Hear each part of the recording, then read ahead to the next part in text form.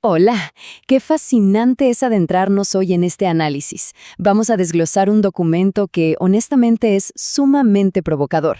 Sostiene una afirmación bastante fuerte, que el concepto moderno del infierno eterno es de hecho una invención basada puramente en malas traducciones del griego y hebreo originales, así como lo escuchan. Para organizar toda esta información, que es bastante compleja, vamos a ir desmenuzando juntos los argumentos lingüísticos, históricos y teológicos del autor. Todo esto manteniendo una postura totalmente neutral, claro, para que cada quien pueda sacar sus propias conclusiones. Bueno, entremos de lleno en esto. Nuestra agenda de hoy tiene 5 pasos. 1. El concepto del infierno eterno. 2. Traduciendo las palabras. 3. El contexto de Mateo 25. 4. Las enseñanzas de Pablo. Y por último, 5. El uso religioso del miedo. Empecemos con la sección 1, el concepto del infierno eterno, específicamente la visión tradicional. Para entender exactamente qué es lo que este texto intenta deconstruir, tenemos que ver el contraste directo. Por un lado, tenemos esta imagen tradicional, ya saben, la que está súper arraigada en nuestra cultura, un inframundo ardiente de tormento eterno. Pero por el otro lado, tenemos el argumento central del autor. Él plantea que esta doctrina está literalmente construida sobre idiomas antiguos mal traducidos y que si volvemos a los textos originales, toda esta inmensa estructura teológica básicamente se derrumba. Pasemos a la sección 2, traduciendo las palabras. Aquí nos metemos con el griego y el hebreo. Vamos a comenzar decodificando una palabra clave, gehenena. Tradicionalmente, esta palabra es la que se ha traducido como infierno. Pero a ver, el documento nos revela algo bastante sorprendente. Gehenena no era una especie de cámara de tortura subterránea, no, era un lugar físico real. Resulta que es una transliteración del hebreo Gehinom, que era un valle ubicado justo a las afueras de la antigua Jerusalén, donde literalmente se quemaba basura de forma constante. Era un vertedero, un lugar geográfico, real y tangible. Y esto ilustra de manera brillante el argumento del autor. El contraste es sencillamente impactante. Pasamos de ese mito moderno de un lugar cósmico de tortura eterna a una realidad histórica que es, un valle usado como basurero. El documento sostiene que cuando Jesús usaba la palabra Gehenna, no estaba hablando de un tormento en el más allá. Más bien, estaba usando una metáfora súper reconocible para sus oyentes de aquel entonces para advertirles sobre una destrucción literal e inminente que caería sobre la mismísima Jerusalén. La segunda palabra en nuestro análisis es, quizás, la que más nos hace abrir los ojos, aionios. Esta es la palabra griega que hoy leemos traducida como eterno. Sin embargo, el texto nos señala que proviene del término aion, que significa simple y sencillamente edad o era. Entonces, aionios significa perteneciente a una edad o un periodo de tiempo de larga duración que, y esto es crucial, tiene un principio y un fin.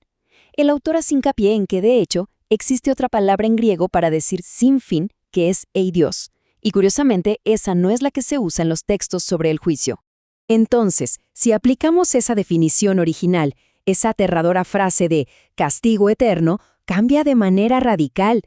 El documento interpreta que en realidad se refería al juicio de esa era o a un castigo específico de esa época, no a un tormento sin final. El argumento aquí es que este error fundamental con la palabra aionios ha hecho que proyectemos hacia el infinito un límite de tiempo que originalmente era muy específico. Finalmente, para cerrar nuestra lista de palabras, tenemos Hades en griego o Seol en hebreo. El autor despacha estos términos rápidamente afirmando que significan sencillamente la tumba o el estado de los muertos. Según este análisis, estas palabras tienen cero implicaciones de tortura consciente, sin importar cómo se nos hayan retratado a lo largo de los siglos. Lo que nos lleva a la sección 3, el contexto de Mateo 25 y este concepto de un juicio inminente. El autor nos pide que analicemos el contexto histórico, argumentando que las advertencias de Jesús en Mateo 25 son en realidad una continuación directa del famoso discurso del Monte de los Olivos. Y la clave de todo está en esta cita fundamental. De cierto os digo que no pasará esta generación hasta que todo esto acontezca. El autor es muy enfático aquí. No se estaba hablando del fin del mundo a miles de años en el futuro. Para nada. Se hablaba de eventos que iban a sucederles a esas mismas personas en ese mismo siglo. Siguiendo esta línea de tiempo histórica, la teoría del autor se ancla en un punto muy exacto. La advertencia profética sobre ese juicio de esa generación apunta directamente a la catástrofe del año 70 después de Cristo, que fue cuando el Imperio Romano destruyó Jerusalén y su templo. Desde esta perspectiva, el fuego de la era era un lenguaje profético totalmente terrenal y político, no cósmico. Pasemos a la sección 4, las enseñanzas de Pablo y su mensaje de urgencia. Aquí el documento nos plantea una premisa que resulta fascinante. El apóstol Pablo, escribiendo en griego, nunca en ninguna de sus cartas utilizó la amenaza de un tormento eterno futuro para convencer a sus oyentes. Al revisar sus textos, notamos un patrón innegable, enfocado en eventos inminentes.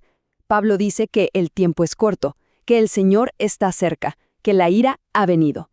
El documento argumenta que su enfoque estaba puesto firmemente en los desarrollos históricos inmediatos, no en sembrar el terror sobre una eternidad de sufrimiento milenios después. Fíjense en estas palabras a los romanos. En lugar de advertencias sobre hornos eternos, el tono es completamente distinto, lleno de vida. La noche está avanzada y se acerca el día. El documento subraya esta cita específica para mostrar que, claro, había una profunda urgencia, pero estaba envuelta en esperanza. Esto marca un contraste inmenso con la doctrina moderna, que a menudo se centra en el miedo perpetuo. Y eso nos lleva a nuestra última parte, la sección 5, el uso religioso del miedo y la distorsión humana. Después de presentar toda esta evidencia lingüística, el autor lanza una pregunta bastante lógica. Si las palabras originales no significan eternidad sin fin, ¿por qué se mantiene esta traducción hoy en día? Bueno, el autor hace una acusación bastante fuerte aquí, contrastando el verdadero mensaje con su uso distorsionado. Según él, el mensaje original traía esperanza y hablaba de una era de gracia y liberación.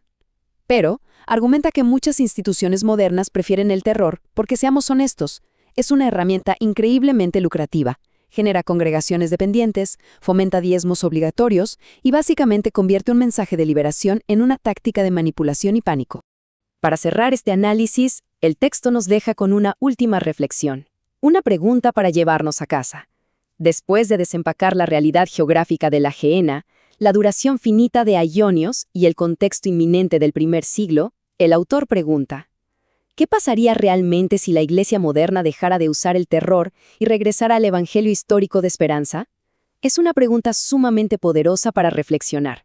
Esperamos que este desglose haya arrojado mucha luz sobre este debate tan complejo. Hasta la próxima exploración.